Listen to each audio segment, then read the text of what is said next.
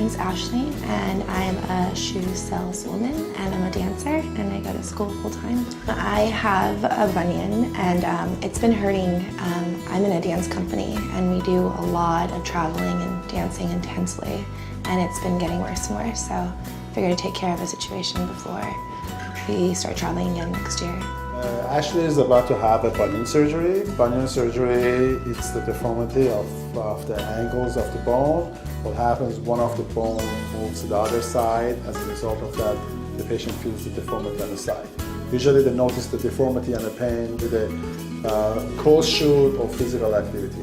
I could pretty much explain to you on this diagram what happens is one of the bone, rather than being straight, it moves to the other side, and that's what we see here. Ashley's x-rays, we could see here that the bone, they are not parallel to each other. We could see this bone has already moved to this side. So we could see the high IM angle here she has here. And the pain that she has is right around here. We're gonna move the bone over in where it's supposed to be. If I may show them this x-rays, we see the dotted line is, that's what we're gonna do. We're gonna move the bone over. And what we're going to see is the bone is going to look like this. This is the after the surgery. That's how it's going to look like. Now after we move it, we move the bone in the where it's supposed to sit. What we're going to do is to make sure that the bone stays there and it doesn't move, and we have a healing process. What we do is we usually use a screw.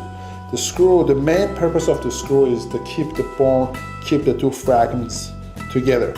When they have a compression, they're going to heal faster. Probably what's going to happen in Ashley, we will see her back in her activities within 2 or 3 weeks.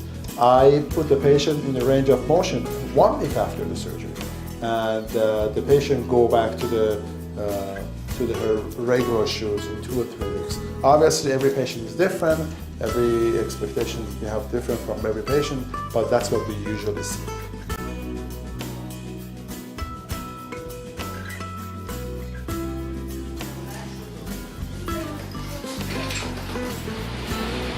Process, I lost my contacts, so it's good. Okay. And they fed me pizza, so it's good.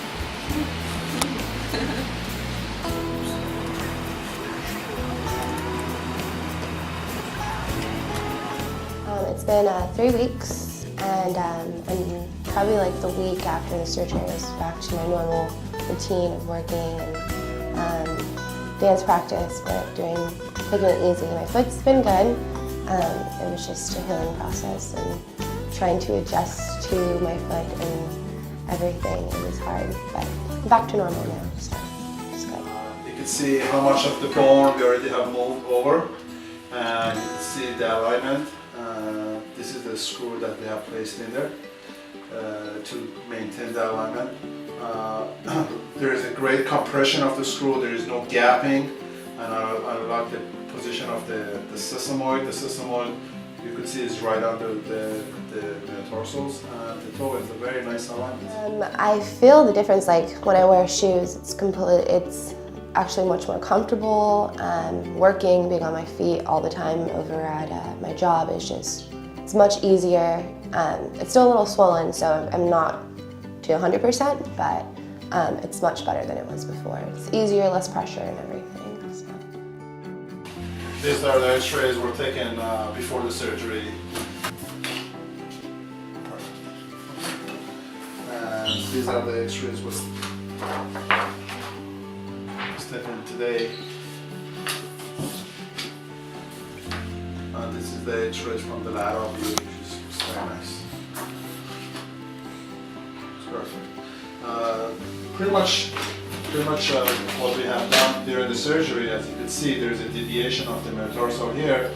We moved the bone over, we moved the capital fragment over, and then when we reached the ideal position, we put a screw in there to maintain the alignment. I'm gonna get my other foot done too, so I can get it before my big debut in Lebanon for dancing.